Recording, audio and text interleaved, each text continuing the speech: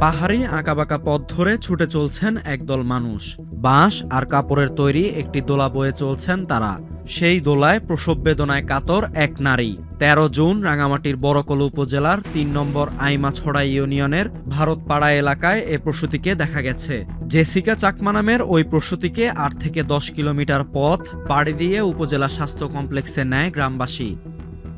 স্থানীয়রা জানান, এই অঞ্চলে অ্যাম্বুলেন্স তো দূরের কথা, চলাচলের কোনো রাস্তাই নেই। তাই বাধ্য হয়ে জরুরি রোগীদের এভাবেই বহন করতে হয় তাদের। প্রায় ২.৫ ঘন্টা পাহাড়ি পথ হেঁটে জেসিকাকে জুরাছড়ি উপজেলা স্বাস্থ্য কমপ্লেক্সে নিয়ে আসা হয়। হাসপাতালে আনার কিছুক্ষণ পরেই স্বাভাবিক প্রসব হয় তার। বর্তমানে মা ও নবজাতক দুইজনেই ভালো আছেন। তবে যুগের পর যুগ ধরে চলা এই দুর্ভোগ থেকে বাঁচতে প্রশাসনের দ্রুত হস্তক্ষেপ চান পাহাড়ের মানুষ।